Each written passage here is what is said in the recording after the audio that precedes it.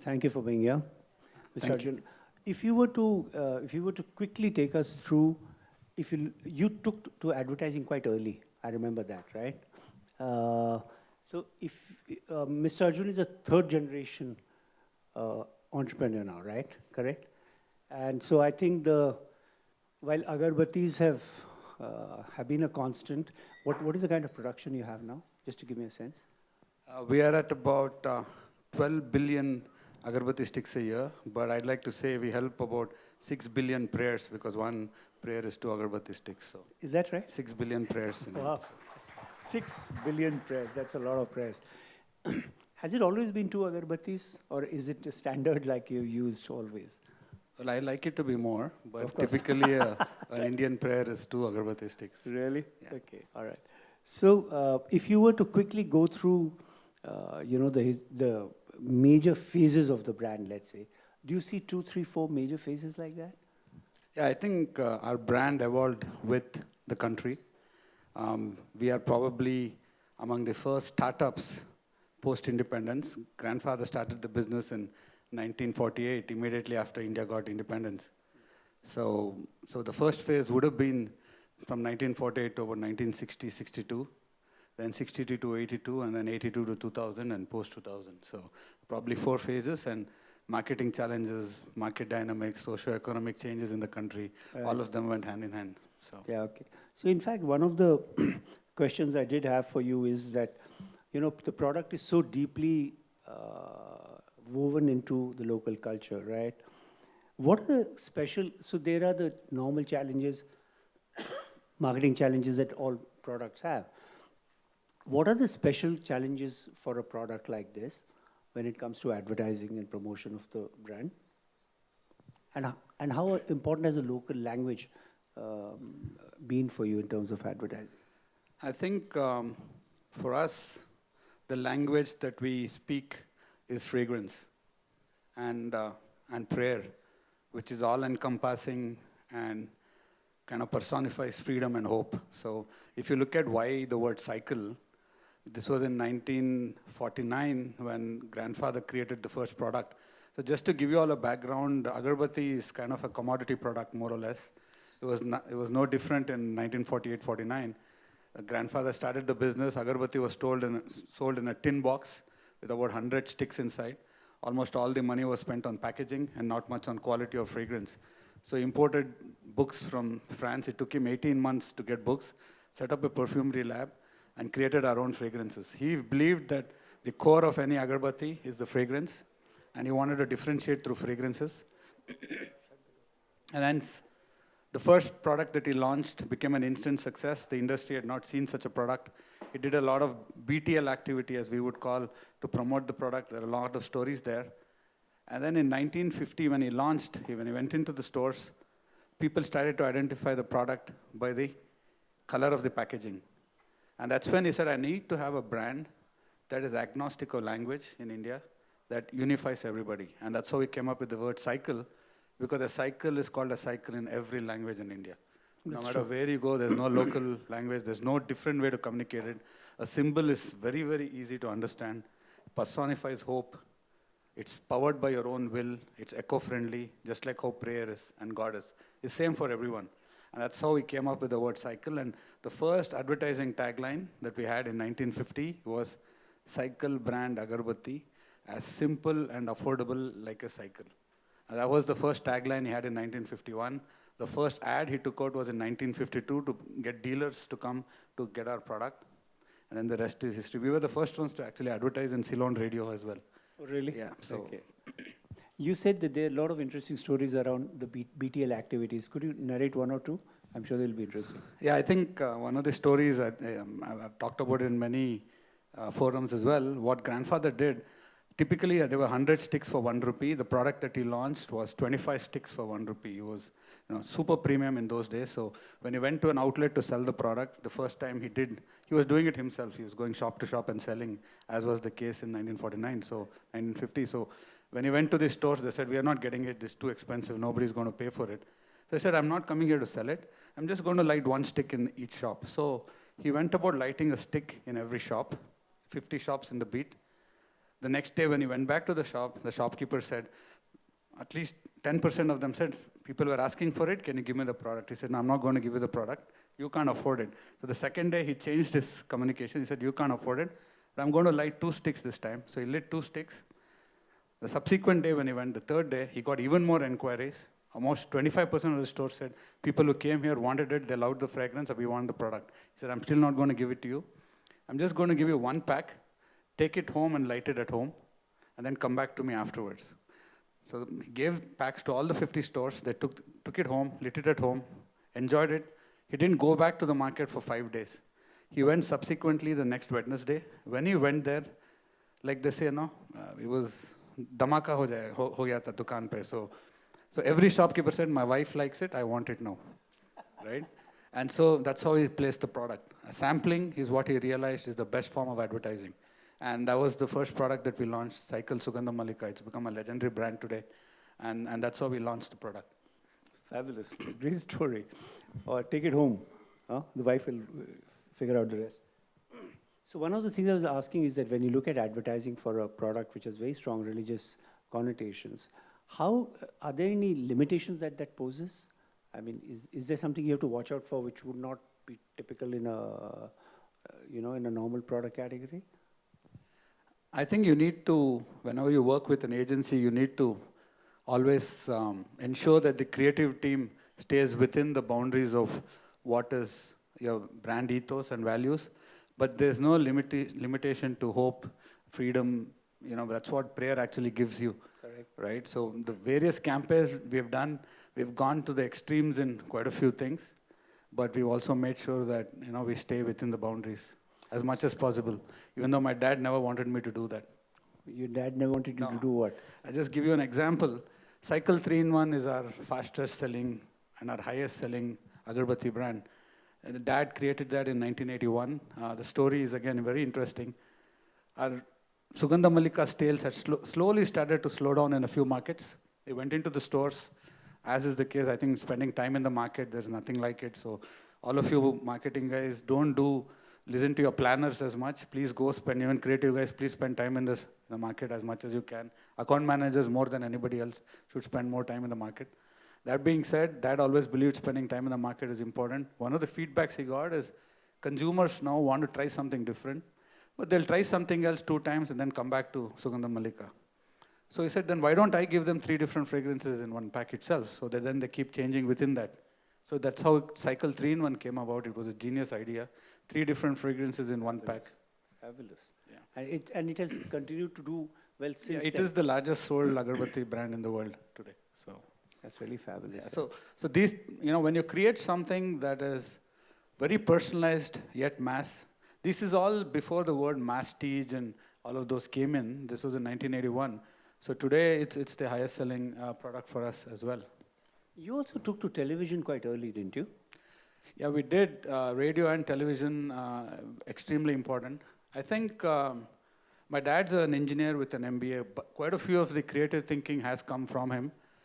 Agarbatti industry, just to give you all a background, is very, very unique in the sense that in terms of distribution, there are specific dealers called Agarbatti dealers who sell Agarbatti products across. They do that for all Agarbatti manufacturers. They are a very, very essential part of our value chain to reach customers and reach retail. However, it becomes very trade-driven. Dad saw that as a challenge, and we built our own FMCG network from 1979, where we have our own distributors. We have today 1,300 company sales reps, total sales team of about 2,000 who take our products to close to 8 lakh outlets directly. We reach 15 lakh outlets indirectly, and we have 4,500 company distributors. So when we built this network in 1979, we realized without consumer pull, we are not going to be able to go forward, and that's when we started aggressive advertising from 1980 onwards. So when did you first go on television? I think Doordarshan, Chitrahar, I think many of you may not have been born then. So yeah, that's when we got onto That's television. really amazing. Yeah. That's really amazing, actually, especially in a category which has been so commodity-oriented. For an entrepreneur to think of going in for TV so early, yes, that's really remarkable. I think Nirma must have gone on around the same time. Yes, I think Nirma is an example of what you can do by creating consumer pull. So. Yeah. One of the things I want to ask you is that, the, the context in which we pray, the essential prayer may be the same, but the context in which we pray, for example, we have many more, say, nuclear families, okay? We've got air conditioning now, all right? Or it could be something else. It could be just the size of the house, the ventilation. How have these things impacted the use of agarbattis? I think before I answer this question, please. the question that you asked me was about religious boundaries and how you manage the boundary. I did. I was actually. building up to Yes, that I'm answer, sorry. and then I, as usual, I'm drifted sorry. away. So just to give you an example, this was 1985. Dad came back from his first foreign trip, 1982 in Chennai, 83 I think, first or second trip. And the customs officer stops my father, says, I want to check your bags. Then he asks him a further question, why have you traveled on business? What business do you do? So my father says, I'm in Cycle Agarbathi. Immediately the customs officer stops Dad, calls the other 3 customs officers and says, he makes Cycle 3-in-1. It is my first night Agarbatti. Okay? First night Agarbatti. I don't know if you're married or not, but first night is a very important, indulging occasion for most people. So the customs officer says that, and that Dad comes back and registers brand names called Mating Season, things like that, and actually launches products in that regard. So Agarbatti had already moved out of the puja room and was part of the living room spaces as early as 1980 itself. However, the biggest usage of Agarbatti was for prayer. And over the years, we have launched different brands positioned at different usages, not directly connected to prayer. For example, we have a brand called Leah Agarbatti, which was positioned as a fragrance product and moved it out of the living room as early as 2002 itself. We had a tagline called every... Format was in agarbatti. Yeah, format still been in agarbatti because agarbatti is still, in India, it is the cheapest form of room freshener. For 60 paisa, 50 paisa, you can fragrance your whole house, literally. And that's the potency. And if you see what agarbatti has become today, it's kind of transcended religion and become a spiritual product. Like Kate Moss has her own agarbatti brand. In the West, it is no more the Indians who are the diaspora, it is the local populace who uses it. With yoga, Ayurveda kind of transcending, it's become mass. So coming back to your answer, yeah, Dad always wanted me to push the boundaries beyond prayer. I didn't take that risk. I'm comparatively a very conservative guy. In hindsight, I should have listened to my father, just like most of us realized 10 years too late. That being said... So what are you doing about it now? Well, I have launched new products. We have home fragrances under Iris as a brand name. We've created different brands for different indulgent. But that's a different format, right? No, there is incense as well in that as well, but the formats are different also. So, tell me one thing. Your second question about prayer. So we do a spirituality survey very regularly because we are in the prayer business, right? So we do a study once in 3 to 4 years. What do you try to? We just check if people are continuing to pray and what do they use to pray. It's very simple. Okay, very nice. And what we've realized is around 2000 to 2008, God was not cool. Today, he's completely back with a bang post-COVID. He's cooler than ever. Right? And indulgence. And in the Indian cultural fabric, praying has become an integral part of tradition and ritual that is getting passed down from generation to generation. And so the next generation continues as the family becomes nuclear, moves away from home. Prayer is something that they're continuing. And it is my responsibility and using the support of my advertising friends here to ensure that the indulgence continues with agarbatti as well, right? Because that is the simplest form of prayer. Just imagine a mother lights 2 agarbatti sticks, right? You're paid 1 rupee for it, literally, for 2 sticks. And your entire hopes and dreams, your kids' education is intertwined with those 2 agarbatti sticks. Their hopes, their future. A businessman in a factory lights agarbatti sticks. You open your new store, that's what it does. Chandrayaan launch, they prayed with agarbatti sticks and broke a coconut. Anything that happens, the Rolls Royce walks out of the showroom in Delhi, it's agarbatti that does the puja. So it doesn't matter what it is. The hopes are kind of intertwined, and with that I realized, because it is about the future, we need to be very sustainable. So we are the only zero carbon incense manufacturer in India and in the globe. We completely offset our carbon footprint, and this year we had planned to become plastic neutral, that is completely upcycle all plastic that we put out. We had planned to do it by 2028. We've done it in 2024 itself. So we are completely plastic neutral as well. We use IFRA certified fragrance ingredients in each of our products, completely safe. But you know this thing about being plastic neutral, etc. Is this something you do because you want to do it, or is it something that consumers would expect from you? Consumers today don't even expect it. They want a big box with more sticks that is very strong, right? But we are doing it because it's the right thing to do, and we are here for the long term, 75 years, and I'm looking at the next century, literally, to continue the legacy. Tell me something. Just I don't know if your spiritual survey shows this, or just based on what so much experience you have. Do you think the nature of what people pray for has changed? I mean, do we pray for the same things that our parents did? No, I mean, everybody here is, I'm definitely sure my parents didn't pray for RCB, and all of us are praying tomorrow. That's a given. No, but that apart, no, I think prayers are still extremely simple. If I look at how my wife, who I love and adore, who is an example of the modern woman, she's a professional pediatrician, marathoner, which I have to learn from her, a fitness freak, does 300 kilometers cycling, perfect, but she prays. And she chants the slokas her mother has taught her. She knows 4 slokas. She lights her 2 agarbatti sticks, lights the diya, and chants a shloka. Sometimes in the evening, if she's gone, she's now practicing for an Ironman, so she does this crazy swims. She's gone for a swim. If I'm home early, if I don't light the diya, I've had it that day, all right, and light the agarbatti. So there are a few things in our cultural fabric that gets passed on. The way we pray, what we offer remains constant. But to answer your question, this is extremely interesting. Brazil as a market rapidly developed after 2005 for agarbatti usage. In such a way, because of yoga and Ayurveda and spirituality, the yin-yang and the Eastern culture, you light an agarbatti stick, immediately the Eastern aura is created. And just like how it is cool for today's teenagers to go on TikTok, in those days it was to light agarbatti. So it has become a mass product, and they needed a reason to light agarbatti. So in Brazil, for example, our products don't have a brand name. It has a reason. There's a brand called Calling Money. There's a brand called Anti-Double Cross. There's a brand called Anti-Tobacco. There's a brand called Neighbor's Envy. So it is for anything that you can imagine that we pray for today is they need, okay, if I've got to go to exams, okay, study hard. There's a product called Study Hard. All right? So in markets that are just evolving with usage of agarbatti, they need that as a device to know why they're lighting that agarbatti in the West. But in India, I think agarbatti has evolved into becoming an offering and a part of ritual. So your prayers go along with it no matter what you're praying. And that's why the tagline, everyone has a reason to pray. Everyone has a reason to pray. Yeah. How has your media choice of media changed over the years?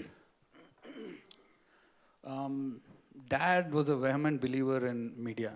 Right? I was slightly skeptical always. Because of GRPs, TRPs, SOV and all of that.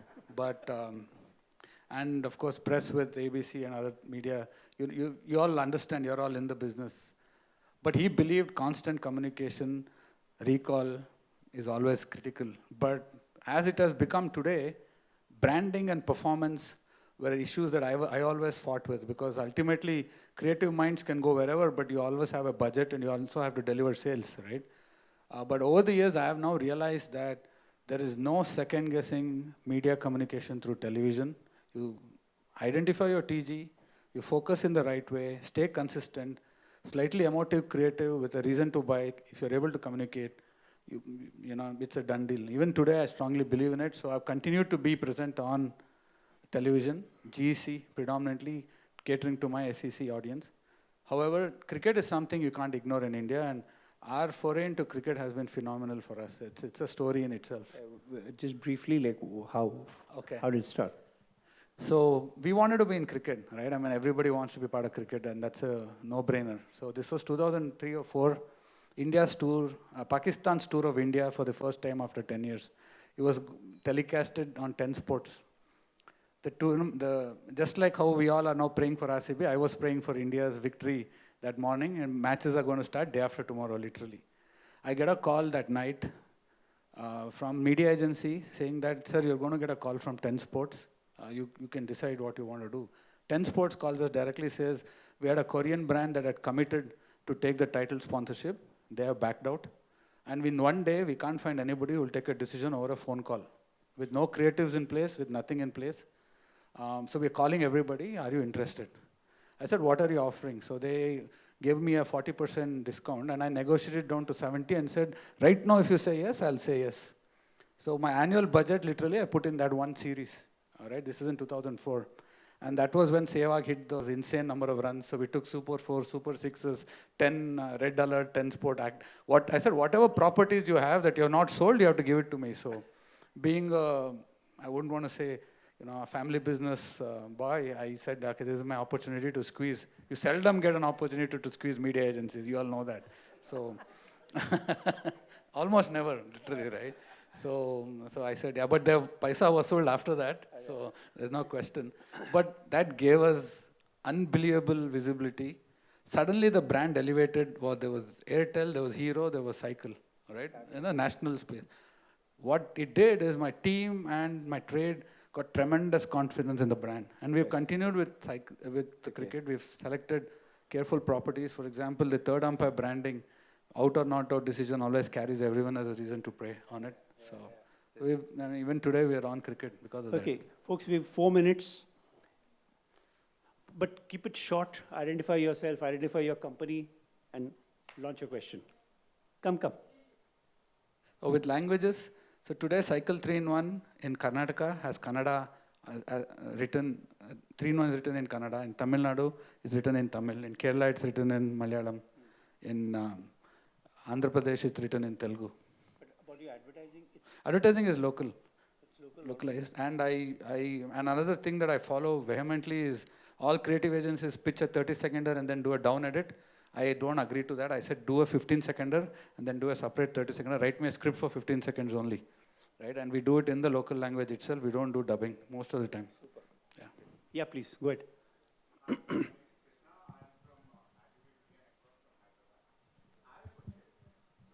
Like, as you said, cycle is synonymous to prayers in the Indian households, right? But there are other brands like ITC as Mangaldeep, right? And also you have Ambika Agarbathi, which is again pre-independence. I think if my facts are right, it's about 1946 that they launched into the market. And they have that saying, which it's a link between the devotee and the God, divine. Right? The divine and the God. Bhagavantuniki Bhaktuniki Anusandharanamayadi, right? So do you think like the other players, like especially now if you look at over the last couple of years, there are a lot of regional players which are also entering into the market, and I think with 35 to 40% market shares, which like even like ITC Mangaldeep has, Ambika Agarbathi has, do you think that really worries Cycle 3-in-1 or the Cycle brand as such? Oh, definitely. The industry is so fragmented. That worries me. That's why I'm here telling them a story, and I hope all of you here start using Cycle Agarbathi from tomorrow. And there is a reason why Cycle was invited here and not Ambika and Mangaldeep either. So you're creating a hope. No. It's okay. I'm requesting you to buy. Does anybody else have a question? Where? Yeah, please, quick, please. We have only 1 minute and 46 seconds, so.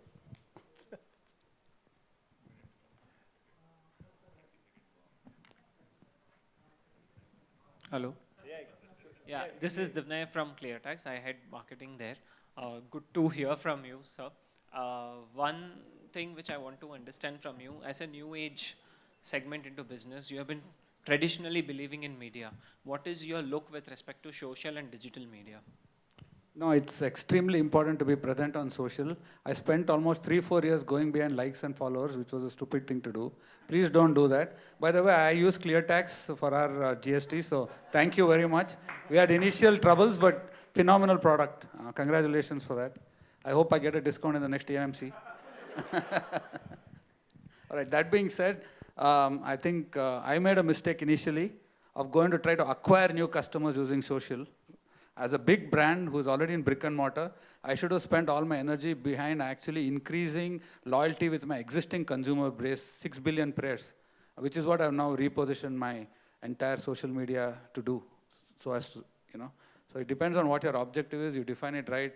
Sky is the limit on what you can do with social So and now, digital. now you have a clear sense of what you expect from social What I media? expect from social media and how much I'm going to burn on it as well. And there's no brainer to say that mass media, television is still more bang for the buck. That's, social media is good, you can target, but it's too expensive. Okay, I think we've run out of time. So we've got 9 seconds to go. So I'm going to ask Mr. Arjun one very important question, which is, do you pray with 2 agarbattis or more than 2 agarbattis? No, I pray with 2 agarbattis in the morning, 2 agarbattis in the evening, 2 agarbattis in the morning at office, 2 agarbattis at evening in the office. And wherever I go, I ensure everybody lights 4 agarbattis a day. So. Listen, guys, and if all this praying has led to 6 billion prayers, it clearly works. Okay? Yes. Thank you so much. Thank you all so much. Thank you so much.